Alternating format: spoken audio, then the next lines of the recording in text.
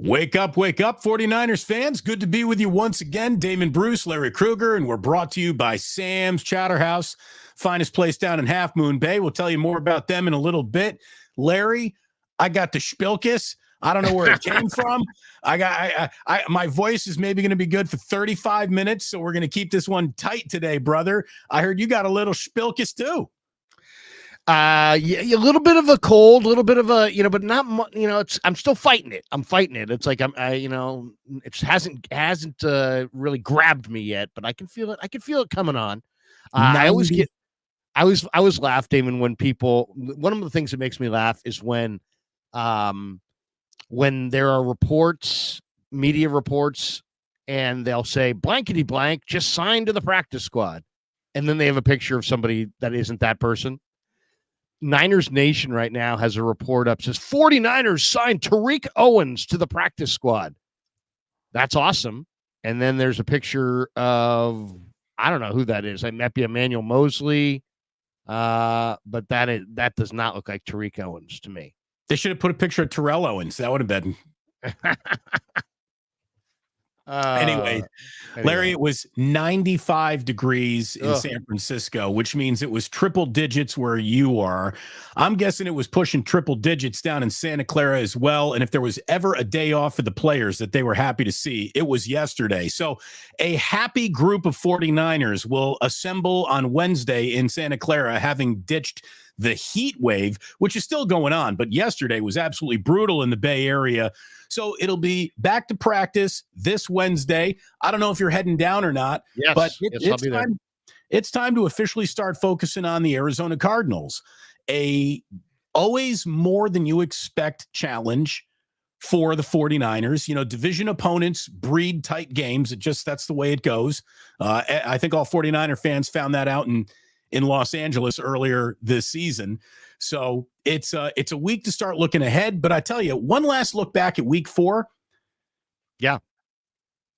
If Fred Warner's ankle is okay, and if we can just sort of remove the Christian McCaffrey from the equation right now, and we'll get into him in a second, Larry, it's one of the best weeks this team has had in months. Seriously, it really was. It was the week that they needed. It was an opponent they needed to bully. They bullied them. The rest of the division 100% broke around them the way you wanted to. Everybody in the NFC West lost except for the 49ers. Fred Warner is just playing great football. Nick Bosa started playing really good football. We're looking at Jordan Mason being exactly the prescription to get the 49ers through this McCaffrey absence. It looked like Brandon Ayuk was playing into form. Juwan Jennings is Juwan Jennings. Debo came back and looked just like Debo again. There haven't been a lot of good weeks stacked on top of each other since training camp. It's been a headache. That was a good week 4, and I think we got to salute the good news while we're seeing it, right? Well, I mean, I don't know. I mean, the Patriots are bad. I mean,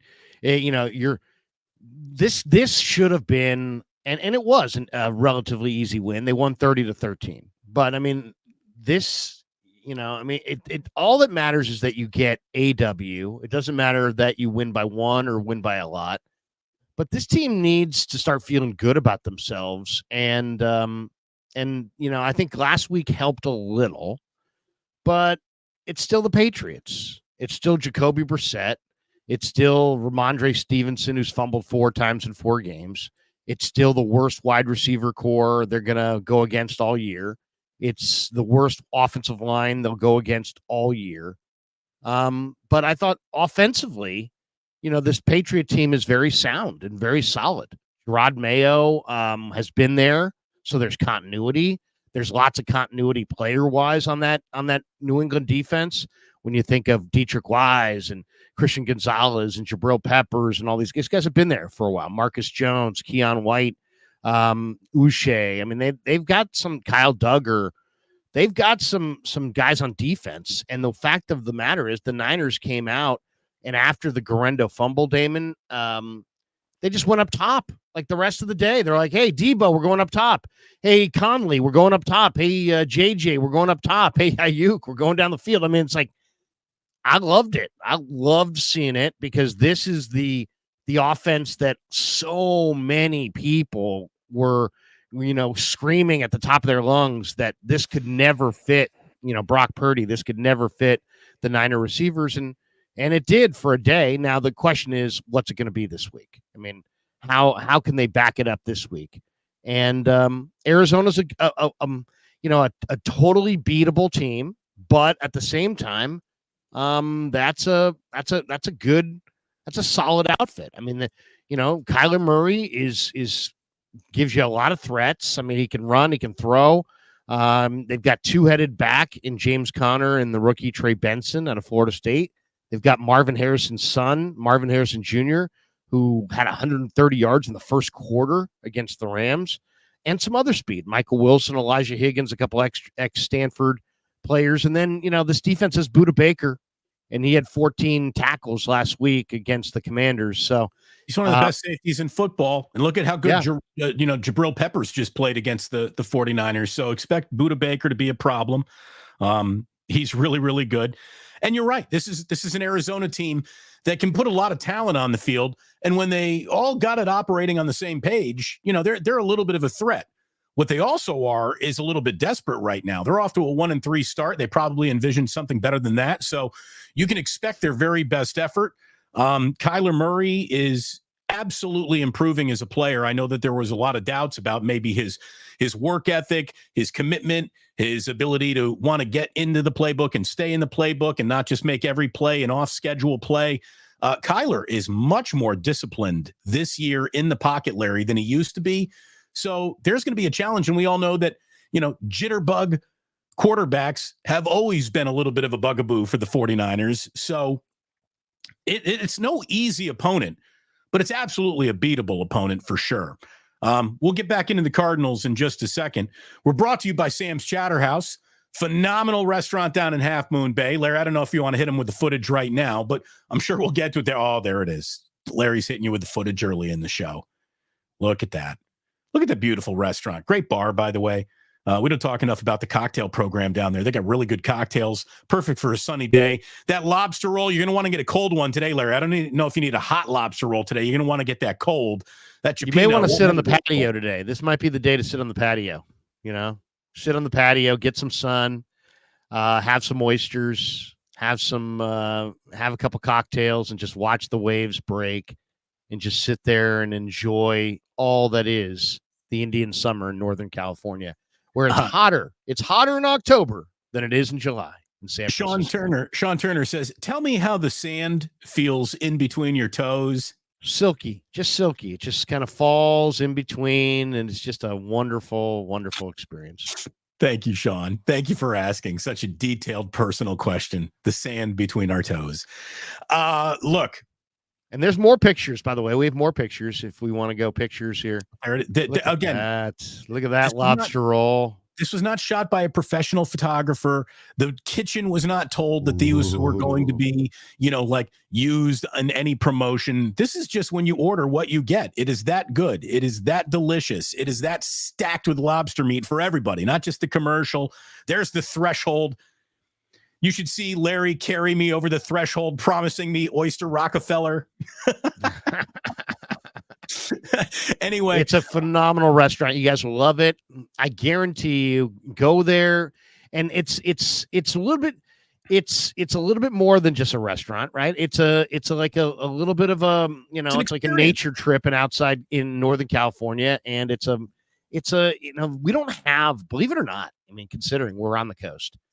If I said to you, Damon, find me, 10 spots that are on the water in San Francisco or, around the Bay Area, man, you'd have a hard time. You'd have to go like Berkeley Marina and somewhere over there. Maybe you'd have to like really think about places that, really serve outstanding food right on the water. And Sam's is one of them. And Half Moon Bay is foggy in July, foggy in June, but in September, October, November, December, you're talking about glorious sunshine, beautiful, beautiful weather, and unbelievable food. So you can't beat it.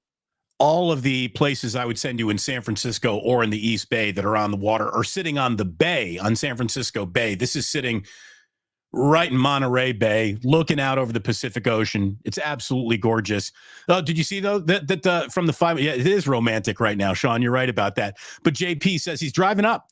Larry, hold on. Let me go back to JP right here.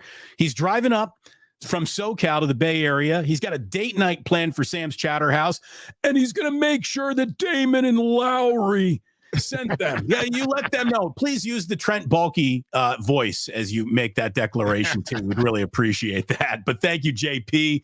And yeah, look, and nighttime, it's a nice little spot too. Actually, it's especially you're looking out over the water and the lights and the moon glistening off the water. Yeah, you're gonna love it. You're gonna love it. The food is fantastic. The location is second to none. The service is fantastic. You're gonna love it. Absolutely love it. I'm sorry, Sean is on fire this morning. He wants to know, is JP a football guy? Welcome to Sam's Chowder House. I'm Trent Baalke. I work here now because the Jaguars fired me and Coach. Coach is actually going to be bringing out your French bread here in a minute.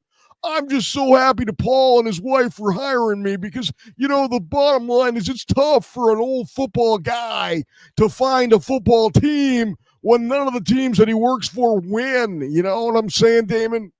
I'll tell you, you got that busboy's got some really long hair. Is that Trevor Lawrence? Is Trevor Lawrence working at the Sam's Chowder House?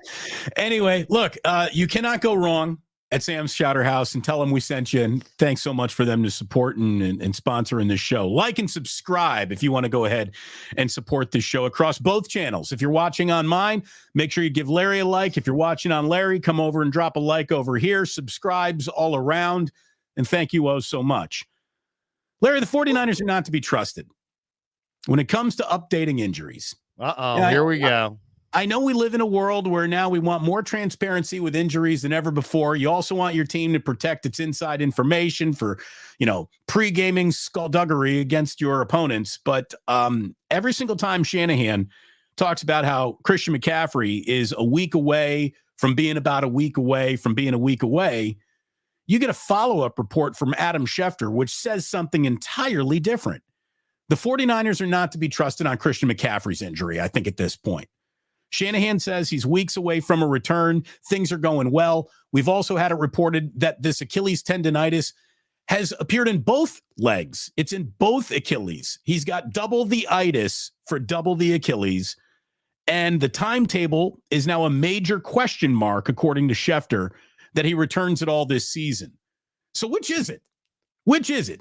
Was Germany a trip that made everybody go, oh, this is getting better, we'll see you soon? Or did he get kind of news in Germany that says, oh, by the way, this isn't your other Achilles too, and it's not good at all? Okay, I think we're talking about, the Niners said that he has it in both legs, tendonitis, Achilles tendonitis in both legs. Yes, he went to Germany to seek other remedies. So obviously that tells you the seriousness of it, just that alone. Mm-hmm. But I think the way Shanahan termed it is that he was having pain in the Achilles, that he went to Germany to seek some pain remedies and some solutions, and that they feel like they've got the pain in both legs quieted down. And now they're going to attempt to ramp him up into football, related activities to see what exactly happens from there. My stance on it, Damon, and I don't know if I've said this directly with you or not, but my stance on it is, the 49ers, right now they have a replacement in JP Mason, right? But they obviously, he's on pace to lead the 49ers in carries and to break Frank Gore's franchise record, which was set in 2006. Damon, he's on pace right now to break it by 75 carries. I mean, so this pace that Mason is on is likely not sustainable. The problem is they don't seem to trust Patrick Taylor. Guerrero is a non-factor altogether because he has no running back instincts, and that's it. They got Juice. They've got Keyshawn Vaughn on the practice squad. So I understand, that they're trying to ramp him up. the report from a few weeks ago was that he's got it in both legs and that his earliest return would be week 12 or week 13. My belief is that the 49ers ought to, in their minds, just put a line through Christian. Like, he's not going to be with us this year. And then anything he gives you will be gravy. Don't bank on him. Don't count on him to return. Going forward, act like he doesn't exist. And if he shows up in week 12 ready to roll, or week 8 or week 7 or week 14 or week 17, or come play up, whenever he shows up, be pleasantly surprised. That's, I think, the best plan of attack, because these things, Damon, are not just football. It's an emotional factor too, right? There's the emotional factor of, hey man, are we going to have our best player or not? And if everybody's kind of looking over their shoulder for the cavalry to come, that's not a good position to be in. You want to focus on playing on the guys that are there. I'd even trade or try to sign or add another running back if I don't feel confident, Damon. They haven't used Patrick Taylor at all, and Guerrero can't do it. So they don't have a backup running back to JP Mason, and they can't have two special teams backs that they can't use from scrimmage. So either use Patrick Taylor from scrimmage or cut Patrick Taylor and go get another back, because you can't put this on Mason the whole year. He's got 11 more carries than any other back in the league right now, and he's on pace to obliterate the franchise mark. So he might be able to do it. He probably can't. They're probably going to need a secondary back somewhere along the way. And for me, I wouldn't bank on Christian. I wouldn't bank on asking Deebo Samuel to fill in the hole of backup running back either. I think that's a good way to make sure that his season misses a few more games down the road if you do that. Unless you know something I don't, Larry, Matt Breida is a free agent. I mean, I think that's a guy that you could sign off the street today and ask him to carry the ball 8 times on Sunday, and he'd be able to do it. I mean, I think but they just looked at him and they looked at him. I mean, they just had him, Damon. So it's like they had a real close look. They're not like, hey, I'm wondering what Matt's got left. They know what he's got left. And I don't know what to say about that other than the thing, Larry, you know what they also looked at? They looked at Patrick Taylor and said, oh, yeah, he's on the team. Yet they don't use him. So, like, what the Niners do to evaluate their running backs, it's a little weird to me, right? Like, it's a little goofy. I mean, I'll give you the names who are free agents. I just looked this up. Breida, Jerick McKinnon, Boston Scott, Latavius Murray, Leonard Fournette.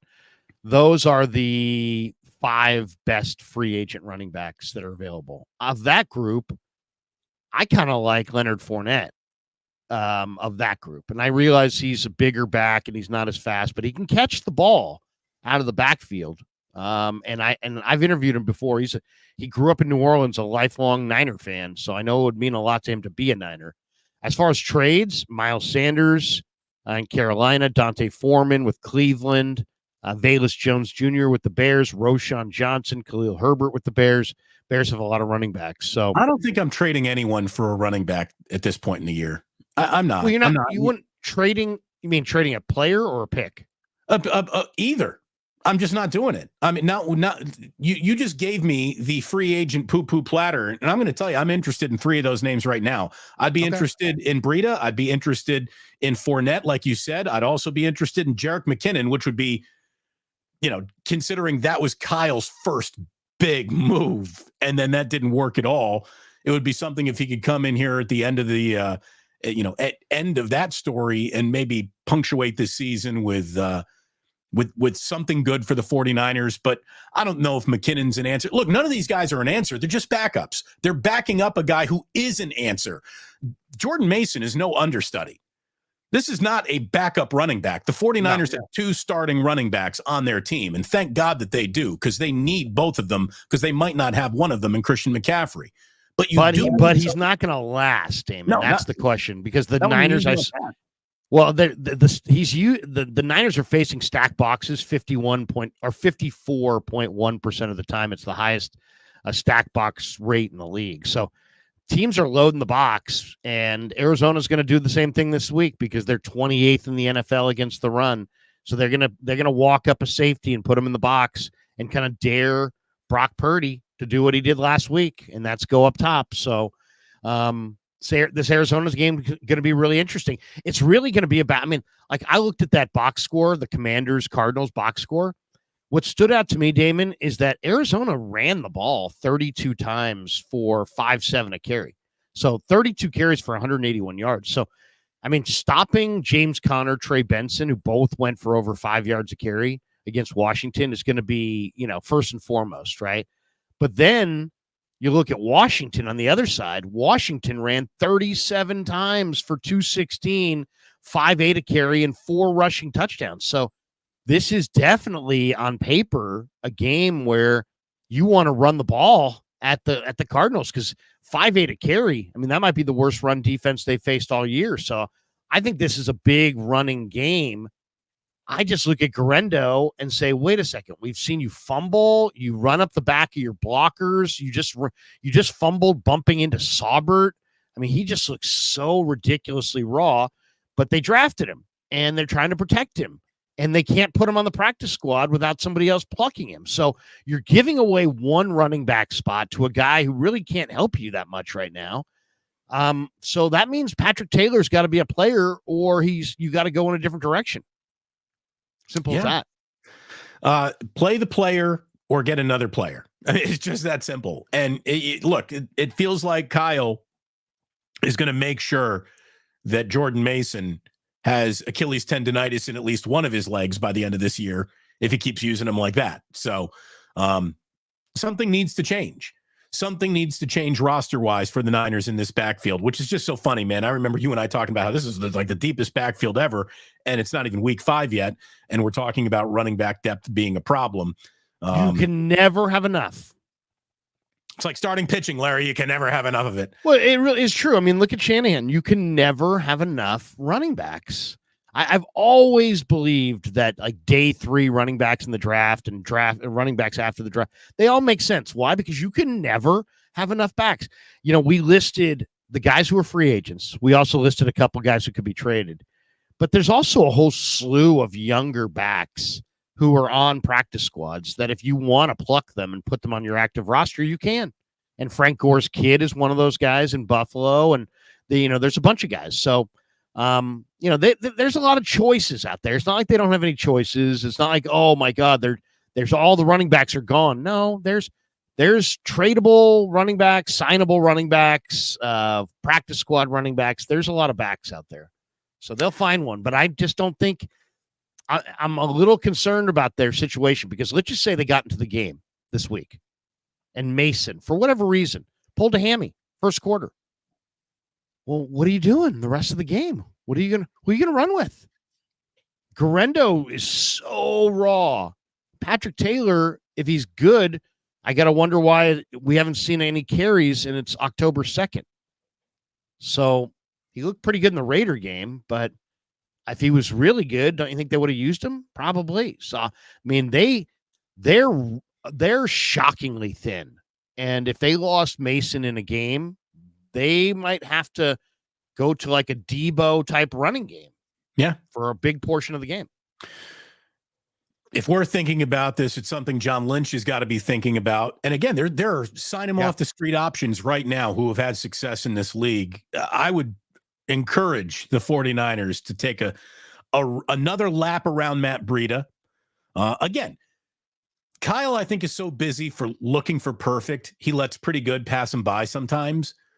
And I think that Breida would be a pretty good backup. I think that Leonard Fournette would be really interesting. I mean, what's that guy even got left? Anytime I want to count him out, he has a big game. I will say this. Leonard Fournette. Is he old? Lingers. He lingers. How old would you say Leonard Fournette is? I would say 29. Yeah, that's old for a running back. I mean, it doesn't, but he's not really that old. Invader 49ers says the Niners really like Keyshawn Vaughn. I really like Keyshawn Vaughn. I'll say this right now. Now, Keyshawn Vaughn's not as fast as Guerrero. He's not as big as Guerrero, but he's way better. Way better. So maybe that's the solution is that you promote Keyshawn Vaughn off the practice squad. Yeah, Fournette is a late 29-year-old. He's coming into 30 soon. Yeah. So he, and he's, he might be, I don't know his physical status, if he's healthy or not, but he'd be interesting. I'd like Fournette, but I'll say this, you know what? I wouldn't mind some of these younger backs. I wouldn't mind Frank Gore's kid. I wouldn't mind Dante Miller, or some of these guys that have a little bit more juice, guys that are a little bit younger. And you know what? The Niners run the ball so much that if the Bears are willing to move off of any of their three guys, Velus Jones, Roshan Johnson, Khalil Herbert, you know what? That might be Ryan Poles is wanting draft picks. That's what he knows. Caleb's raw. They're not about this year. They're about future years. So if you could give them a draft pick and get Roshan Johnson, it might be smart. I don't know. Just an idea. It's not a bad idea. But again, I think that there are other ideas where you don't have to give anything other than a paycheck to somebody. And I'd like to see the 49ers do that. Yeah. Because there's going to be cap casualties in the coming off season. So you're going to need all those draft picks that I just don't think you can be trading away right now, because we're going to see the 49ers financials completely restructured when Brock Purdy gets his new deal. So I'll tell you who would be a great 49er running back: James Conner. Oh, he would be great for them. He really is. He's such a good big back, Larry. 4.6 this season per carry. He's been great in 2 games against LA and Washington. He's been kind of muted against Detroit and Buffalo in the other 2 games. It feels like the Arizona Cardinals are an every other game kind of football team right now. They play well one week, regress the next. Better opponent comes up, they're in a little bit more trouble. Lesser opponent comes through, they're going to put up some points. They're an interesting team. They're hard to gauge. I do know this: the 49ers can put up points, and they're expected to put up points. They got the second highest over-under in the NFL this season. Not this season, but this week. 49.5 is the over-under in this game. Only the Ravens and Bengals game is higher than that at 50.5. Arizona's getting 7.5 this week. That is the biggest number on the board. The 49ers are the biggest overdog in the NFL this week. But look at this, the point totals that the Commanders have allowed. That the Cardinals have allowed. Their best defensive day came against the Rams at a low point, right? The Rams only scored 10 points against them in week 2 when the Cardinals looked really good. The Lions put up 20 on them. The Bills put up 34 on them. And then the Commanders put up 42. So they're giving up points. I would be stunned to see the 49ers stuck in the 20s this week. I think they're going to reach the 30s in terms of a point total, especially with this game being in Santa Clara. So as long as you keep Arizona under 3 touchdowns, this is a very winnable game for the Niners, and they need it. They need it. They really need this week, followed by next week too. I don't want to get ahead of ourselves, but going into Seattle, going into the Kansas City Dallas stretch at 4-2 is something that I would highly recommend for the 49ers. Winning their next 2 games, very important. 2 division opponents. You want to talk about the making your own season harder or easier as a path to travel down? The next 2 weeks go a long way in deciding how bumpy this road really is going to be. And the Cardinals are just a bad defensive team, as you said. I mean, I'm looking at their statistical profile. They're 29th in points allowed per game. They're 25th in yards allowed per game. They're 28th in run defense, giving up almost 150 a game on the ground.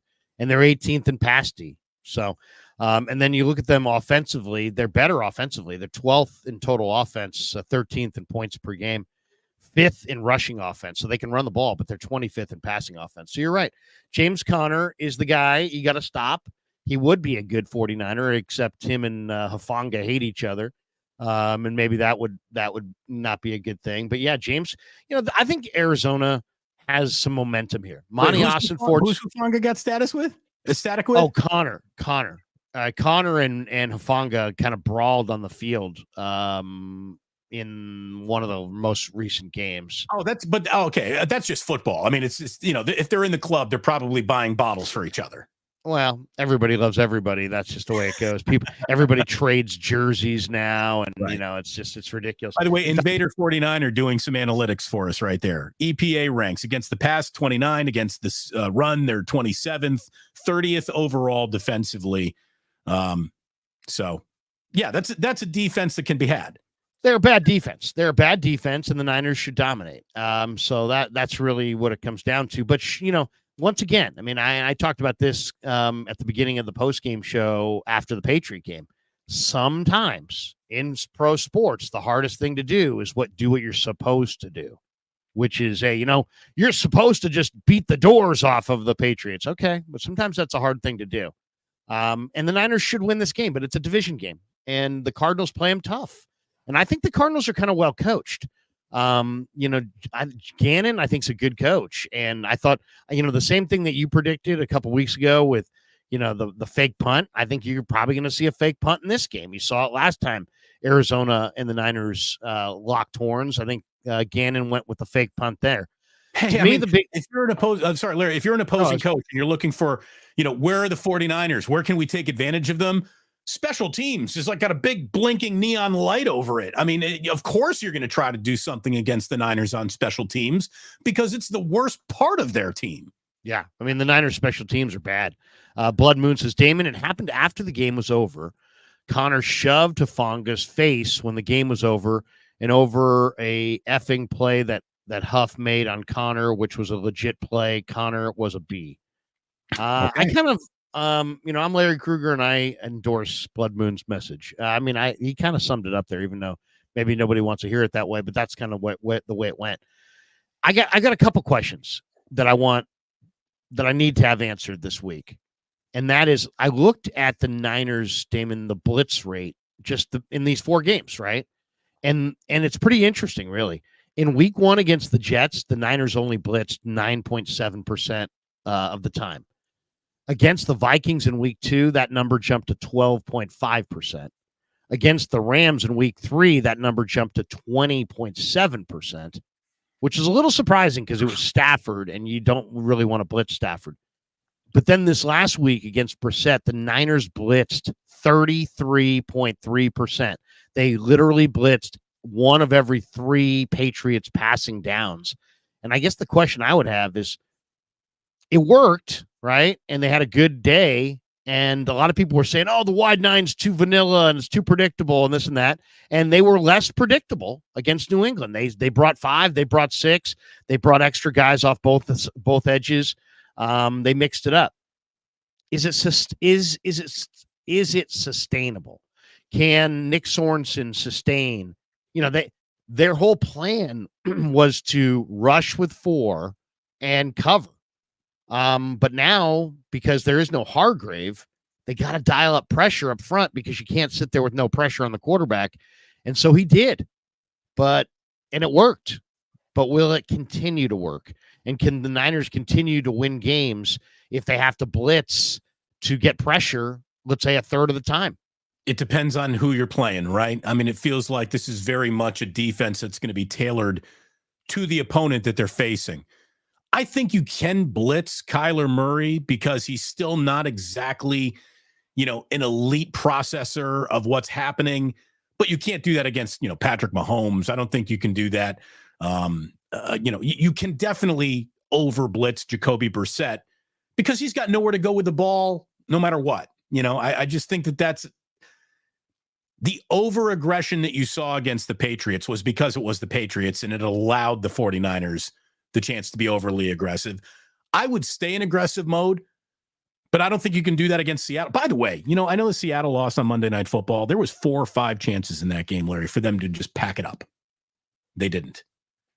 That's as good of a loss as you're going to see any team take on the road all year. Seattle kept coming in a game that they could have spit the bit and quit on, with 6 minutes to play in the 4th quarter. The game's pretty much decided, but you're going to put a cosmetic touchdown up? Yeah, they did. Seattle's going to keep coming. They're pretty damn good. This is an Arizona team. You can dictate the pace of the game against Arizona. No doubt. Kyler, though, I got to tell you, man, he is getting better. He really is. He should be. I mean, you can't have higher expectations than you were the number 1 overall pick in the draft. He runs less this year, Larry, but he's so much more effective. It's the ultimate, like, less is more. When you're accessorizing, what do they say? You turn around in the mirror and the first thing you see, you take that off because it's too distracting. He used to take off from the pocket too much. Now he's taken off from the pocket less than ever, but he's running for better 10 yards a carry. When he does take off, it's a first down. So Kyler, I also think he's being surrounded by better talent. I mean, they now are starting to put some players around him. I mean, the Niners catch a break in this game, Damon, in that Trey McBride, that the fantastic tight end, who's one of the best young tight ends in football. He's hurt, so I don't think he's going to go. It's going to be Elijah Higgins at tight end and not McBride, so that's a break. But yeah, I mean, McBride, really good tight end. Marvin Harrison Jr., 4th pick overall in the draft or whatever, really good wide receiver. James Conner, Trey Benson. The one thing with the Cardinals, though, is that they just have no defensive line. I mean, Dennis Gardeck had 3 sacks in the Ram game, but I mean, it's, Dennis Gardeck, Roy Lopez, Belial Nichols, Dante Stills, Zaven Collins. I mean, they just Angelo Blackson. I mean, they don't really have LJ Collier. It's a bad defensive front. There's no question. So the Niners should dominate up front because it is not a good defensive front. But we'll see. We'll see. I mean, you never know. Once again, the hardest thing to do is what you're supposed to do.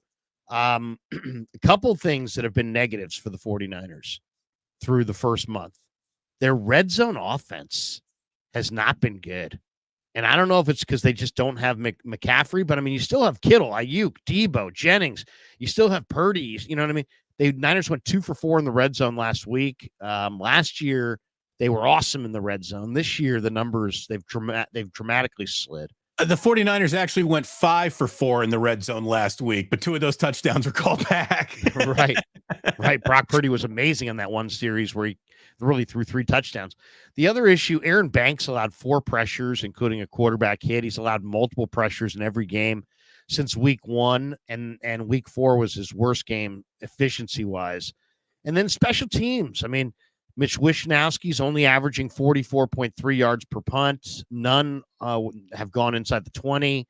Cowing has been, very kind of iffy as a return guy. He's had muffs. I don't know. It's just weird. They're Garendo, doesn't have any instincts and runs up the back of his blocker. I don't know. I mean, it's, to me, I might put Debo back there and just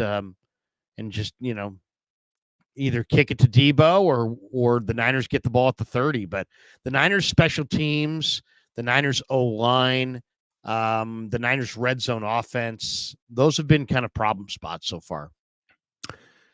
We'll take this always apprehensively taking audience breaking news with us, but the Niners just resigned Terrell Owens' son. Tariq, yes, that is official. NFL Network, Mike Garafolo and Aaron Wilson, both reporting this morning that that is indeed the case, that Tariq is now a 49er. And, he's super raw. He didn't really play high school football. He tried out as a sophomore, didn't really play until he was a senior. So he's just really raw. Well, again, I don't want to on the practice squad now.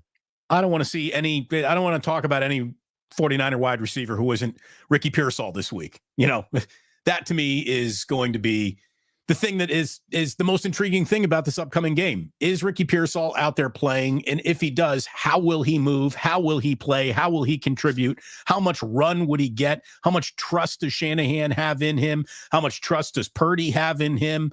He hasn't been on the football field in a singular contact situation since he played his last game at Florida. Like, he hasn't played a bullet really well, that's a terrible analogy to use with Ricky Pearsall. We cannot use the bullets not flying analogy with Ricky Pearsall of all players because he caught one already. But he hasn't been in an actual football game since his last game at Florida. So what, if anything, are you expecting out of Ricky Pearsall this week? I wouldn't be surprised, Larry, if they dressed him and they had him on the sideline the entire game. My whole feeling is this kid's ready to roll. He's very polished. He's not like a rookie in a lot of ways. He's really not. I think he's going to immediately contribute. I really do. He's a glider. He's a glider. He's a really good route runner. He's got tremendous hands, great concentration, and he's got high standards for himself. I think he's going to play and play well right away. I really do. I don't think he's a burner, but I think he's a guy that is going to be almost impossible to stop on 3rd and 6. And when he knows where he's going and Brock knows where he's going, that's going to be really tough to stop. So the other guy I want to see get out there is Terrace Marshall. Terrace Marshall looks great in practice. Fantastic. He's big. He's fast. He's got great hands. He looks good. So, I mean, I don't know how much more I can watch of Ronnie Bell.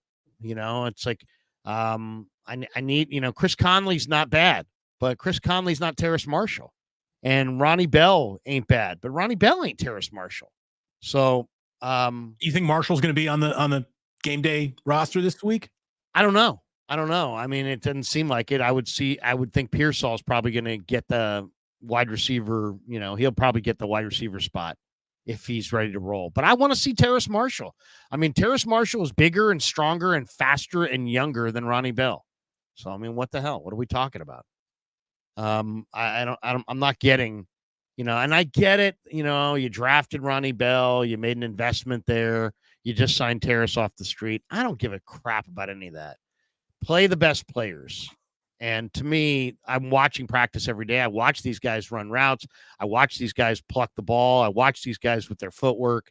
There's no doubt in my mind that Terrace Marshall is as good or better than Ronnie Bell and Chris Conley. So I got to see it. I got to see him out there. The Niners also, by the way, released defensive tackle Shaquille Brown today. So, or yesterday. So that left open 2 open spots on the practice squad, and Tariq Owens is getting one of them. And, Tariq Owens is not another guy. I mean, this is the only thing I'll say. And the practice squad is 2 things at once. It's a developmental squad, and it's a, give us a few guys that can help us this week squad. And Tariq is a long-term play.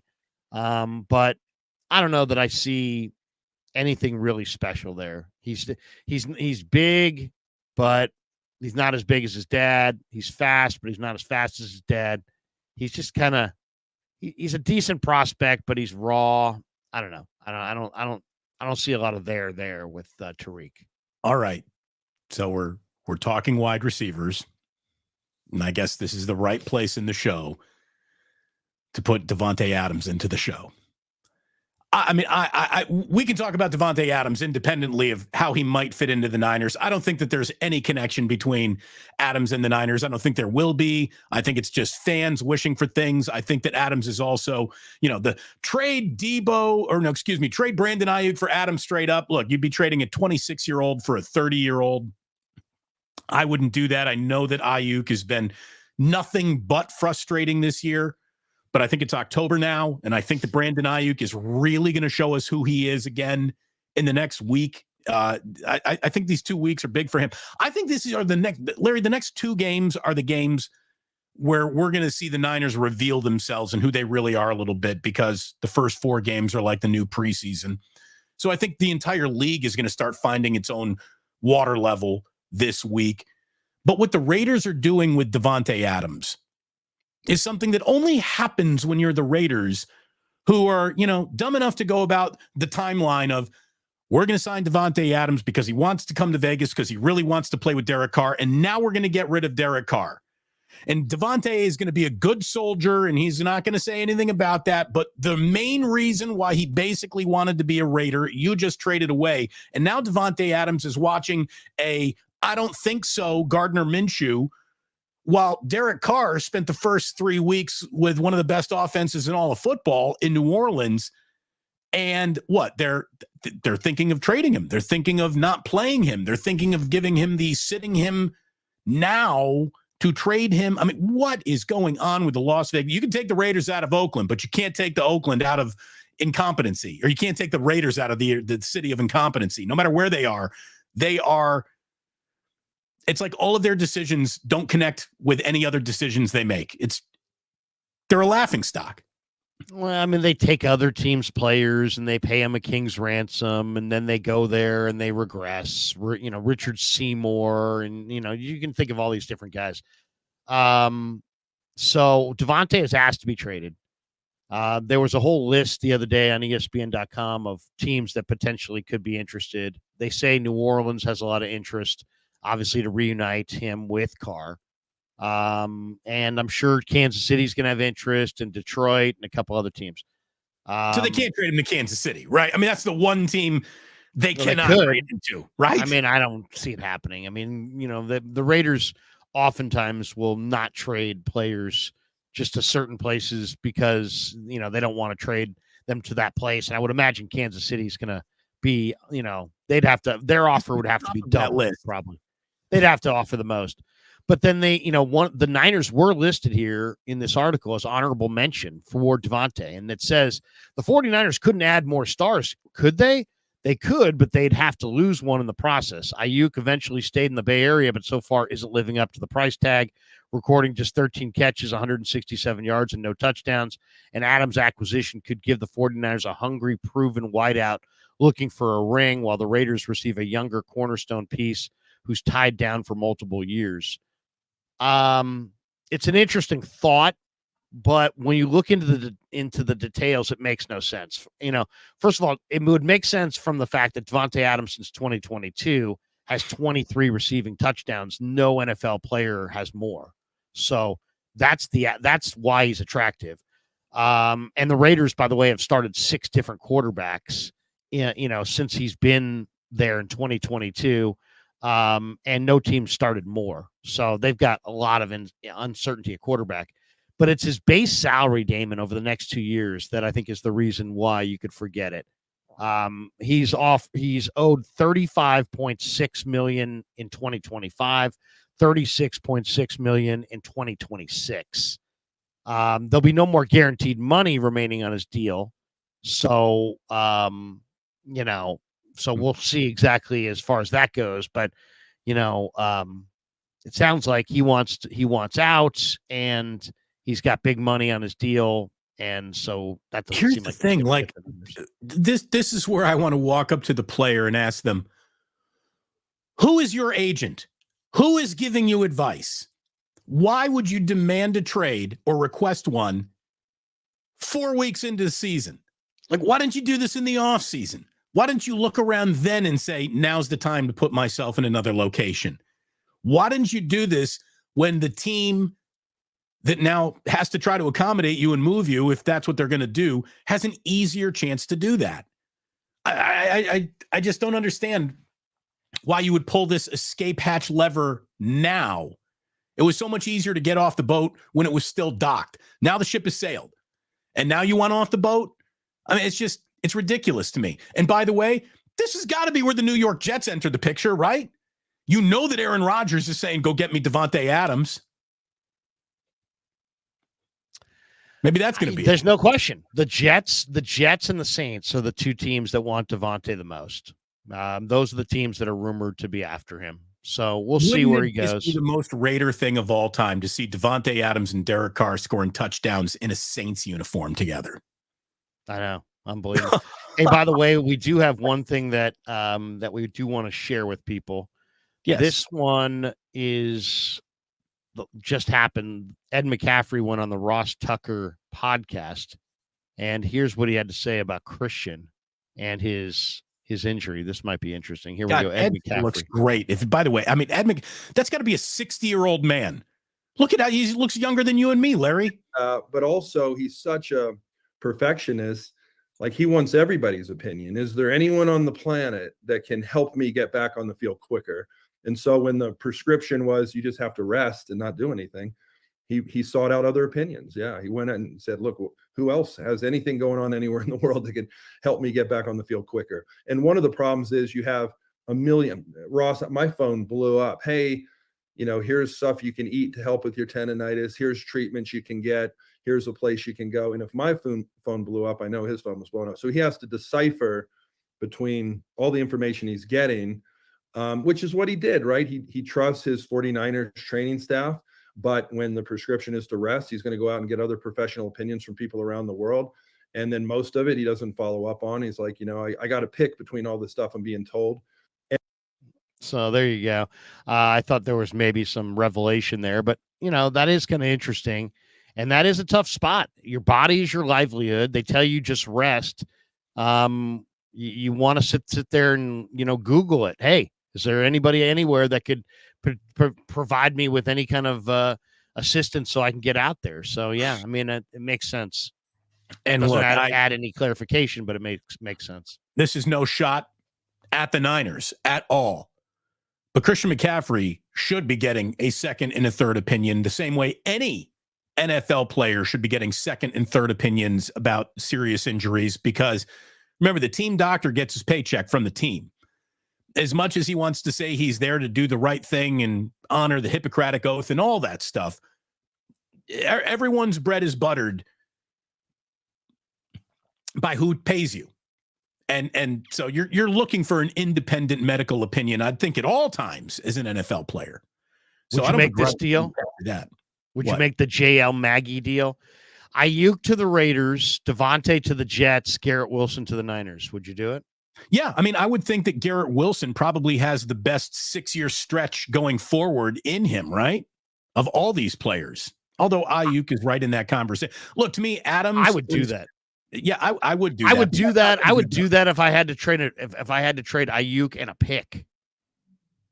If I had to give Ayuk to the Raiders and give a pick to the Jets with Adams for them to move Wilson to the Niners. Look, I don't ever want to say something like the Jets would never do something that stupid because they're the Jets.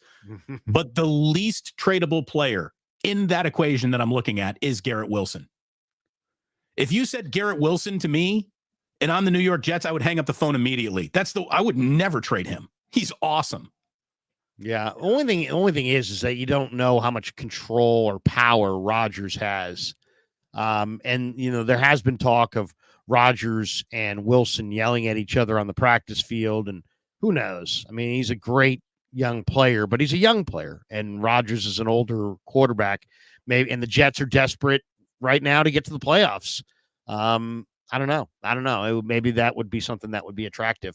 I would do that just because Garrett Wilson, if you had Garrett Wilson, yeah, you'd be down Ayuk and a pick or two, but you'd also have more cap room.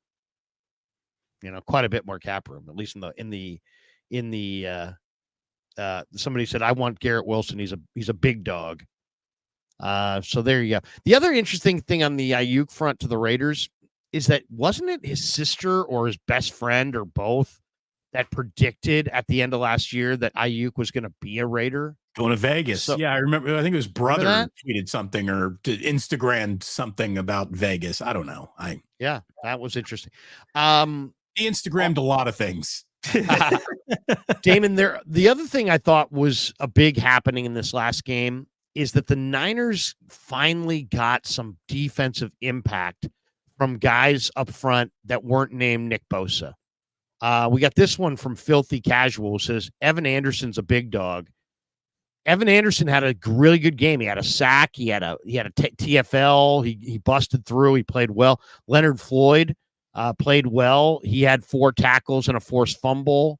Sam Aquinu, the defensive end, had 2 tackles and a forced fumble.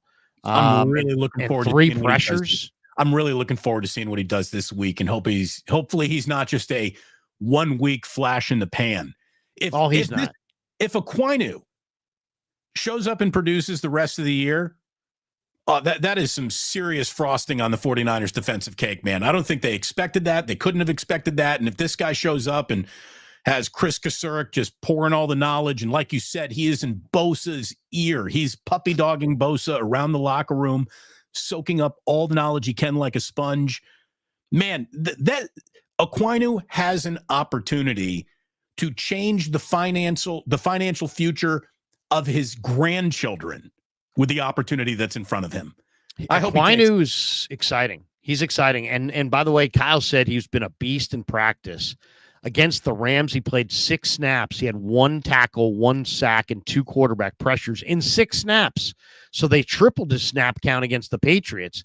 And PFF gave him a win percentage rate of 17%.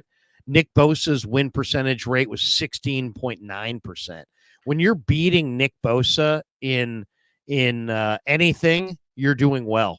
So, and then also this week, Kalia Davis today may return to practice today. He may come back today. Shaquille Brown was released from the practice squad. The speculation is that Kalia Davis, who looked awesome in the preseason, may play this week and may start practicing today. So, it's interesting. Givens had 2.5 sacks. Aquinu, Floyd, Jordan Elliott, Kalia Davis now coming back. Suddenly their defensive line looks a little bit better than it did just even a week ago. Look, I was saying, hopefully they have the answers to their problems in-house, because it's hard to get out-of-house answers right now. And it feels like Aquinu is really going to change the math on this a little bit. And then, Kalia Davis is back. If Robert Beal Jr. can turn into anything other than a, almost breaking case of emergency type of player, the 49ers have solved an awful lot of their problems in-house if they can do that. And Invader 49ers says, the way Larry said Anderson was carrying 20 pounds of bad weight and a year away has me very pleasantly surprised. Yeah, this kid has enormous strength. And he was too heavy, right? I mean, I think he was 370 or something like that at Florida Atlantic. And the Niners drafted him, and he was still too heavy. But, man, Damon, this guy's got DJ Jones. There's DJ Jones under a lot of that bad weight. And you're starting to see him drop some of the weight. He's enormously strong. He's got really naturally quick feet. This guy can split a double team, and he can stand up against a double team. So, Evan Anderson is nice, and he got the promotion over T.Y. McGill. It was a little bit of a surprise to me because McGill's the vet and this guy's so raw, but his strength at the point of attack is noticeable. He's probably the Niners' strongest defensive lineman. Keep it up, kids. Keep it up. Keep it up. This is a beatable opponent, but again, a familiar division opponent. This is, whenever Kyle's looking matched up against, it's first year for the Cardinals new head coach, right? Second year. This is second year. That's right. Yeah. As I was saying it, it felt wrong, but this is still a Kyle and his staff should have the game figured out against this staff. They got the better team. They got home field. This needs to be one of those get right, stay right games for the 49ers. And then you go take the bet. You throw your best punch you can at Seattle, in Seattle. That is going to be a short prep week because that's a Thursday night game. And going into Kansas City, Dallas, that stretch, 4-2, it would just be huge. That's what the Niners need. I know that we both predicted 3-1 in their first 4 games. If you're telling me you're 4-2 after 6, you're in pretty good shape. Considering Damon, Dallas looks terrible.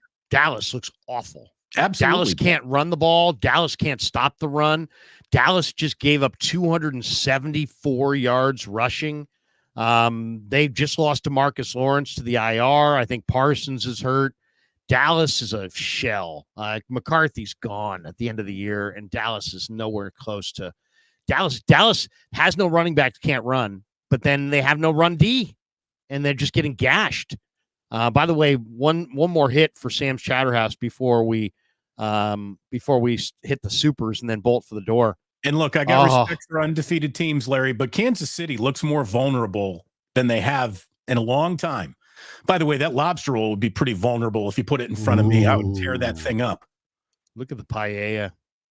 The cioppino is spectacular. Spectacular. I mean, I can already see the bib. Excuse me, waitress, can I have a second napkin? Thank you. Can I have a third bib, please? I'll be, could you lay a tarp underneath me. I will be. Yeah, I need a painter's tarp. I need a tarp. I want a bib in front. I want to wear a bib. Protect myself with a bib. Yeah. Bib in front, bib in the to back. be messy. Yeah. Yes, please just cover me. I'll just and just throw me mussels and I will catch them. Drop cloth for table 6. Mr. Krueger needs a drop cloth. Excuse me, why are you putting me out on the patio? I said inside. No, sir, you're a patio only customer. We've seen you eat the cioppino in the past. Paul demands that you stay on the patio. Yeah. Pool or pond? Pond for you, but Larry, we got to get back down there. You and I need to go. Number one, we need to eat down there. We got to get some new footage down there. Yes. We should get pictures of us, like, toasting each other, laughing. Well, it's funny. Kev was looking at the commercial the other day. He's like, Dad, I got to admit, man, that chowder house really does look great.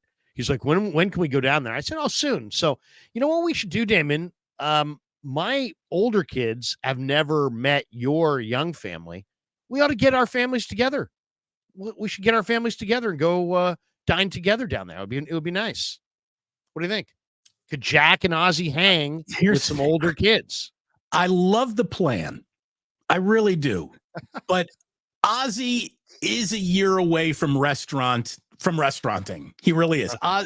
This kid, now, if we brought an iPad and we could get him in that, or if, your children who are not children, you have adult children, but if your kids, you get a high school or two. I got a 14-year-old. You got a 14-year-old. If they could offer up a level of distraction, there's a chance.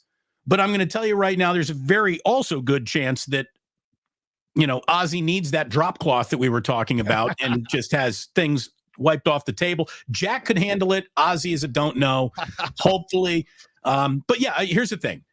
Let's plan it. Jillian is away this week on work. When she gets back, let's get Jillian and Amy on the phone together, have them plan this bad boy out, and we will go down there. It'll be great. Maybe we'll go to Pastorino Farms, get some pumpkins. Get some pumpkins. We're in that time of the year. Heck, we're already in October.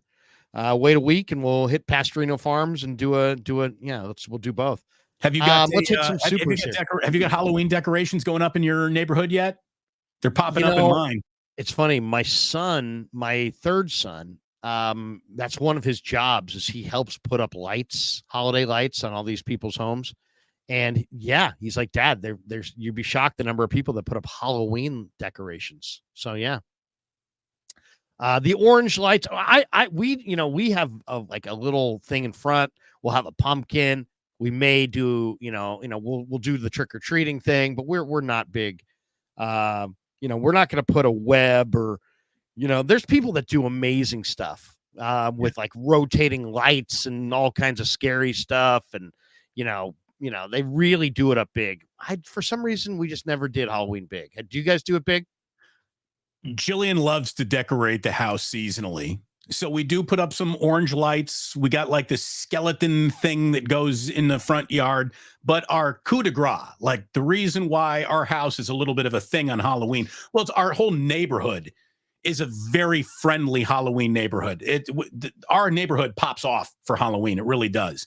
Though your front stairs are a little treacherous. I would say I would probably maybe put the candy at the bottom of the stairs. Larry, God, you are, this is why you're so good at what you do, because you understand game planning. And you are right. You have identified my house's defensive weakness. It's actually a beautiful house. I mean, it's an unbelievable house. It really is nice. We have quite a steep staircase to our front door. During COVID, and they're painted stairs, right? So they're a little slick. During COVID, we had, everyone was trying to remain socially distant, right? So Jillian she went to Lowe's and she bought a big, like 12-foot long PVC pipe. And we called conduit. It's like a water conduit, basically, from the, like you'd put like on your drain to keep the water, funnel the water away from the house. Right. She's using it. It's big and thick. You could put beer cans down it. You could put beer bottles down it. So we called it the Tube O' Treats. We would stand at the top, put the treat down. The kid would hold his bag at the end of the tube and get the candy. It's kind of fun. It was such a freaking hit that we keep doing it. The tube of treats has graduated to post-COVID status, and everyone loves it. They expect it. They come up there like, it's the tube house. It's the tube house. And so we keep on doing beers for the parents go down the tube. If a parent needs a beer, you want to stop by our house, we'll have it. We got a case of Modelo's ready to go for parents who need it. Do you go cans or bottles? Cans, Larry. Cans. Cans. We're environmentally responsible. But the tube of treats has remained, and it also, like you said, it keeps kids from falling down our sort of steep staircase. Yeah. So, well, and yeah, and it's a nice staircase. It's just a little treacherous. Larry, you're right. Right. You correctly identified the defensive weakness of the house. You're and so if it rains, it's more treacherous. Mark T. Enberg says, love the Sam's Chatterhouse graphics. Who did those? Pixar?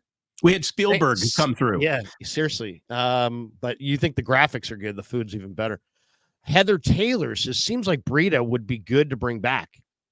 I agree with you, Heather. And Damon suggested that earlier. And the Niners, though, did have a full look at Breida. So they would know better than us, if he's what he is or what he isn't. The 49ers have had a 3-month look at Patrick Taylor, and they still can't decide whether to play him or not. So, I don't know what's going on there. I may have to ask that question today. Nathan McFadden, Harrison Jr. is scary against our pass D. Yeah, no question. He's a hell of a player. N. Patillo 63 says, finally able to catch you live, Krug. Do you think the Niners should trade for Kyle Pitts or Michael Mayer? If either of them are available, yes. I like those guys. I really do. Pitts is a tremendous receiver. Mayer, I think, is a Pro Bowl caliber tight end who's now sitting behind a better Pro Bowl caliber tight end. But he would be sitting behind another better Pro Bowl tight end here too. I would take either of those guys, especially since you're inside your Super Bowl window and they're both very unique mismatches in the pass game. I like both those guys. What do you think, Damon? Do you like Pitts? Do you like Mayer? Yeah, I would absolutely be interested. And if those guys are on the block, sure. Let's talk. Eric Thurman says, cut Ambry Thomas and Ronnie Bell and sign Leonard Fournette or Jerick McKinnon. Bring that championship mentality. Okay, I see him thinking.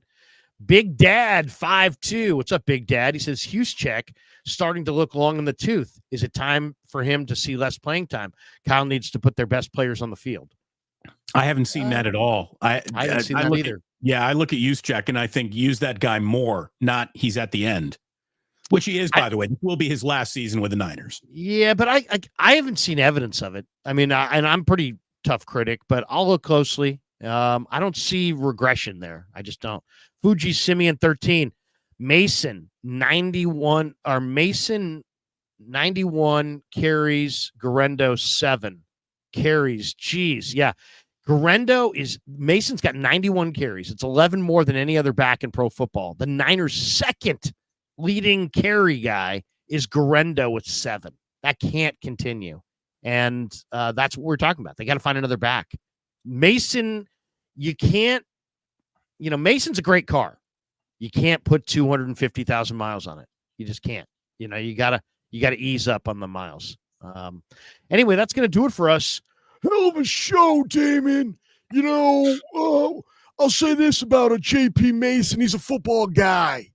And, if Trevor Lawrence wasn't so crappy, maybe, we could have him here in Jacksonville. I wouldn't mind, a guy like Mason with Etienne. It could be a thunder and lightning. You know what I'm saying?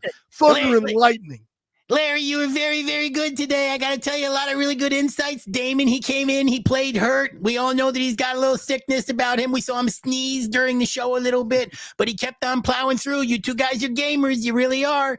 Good job. Nice show. No 11 o'clock. Damon, go to bed and relax. Okay, Ralph, I will do that.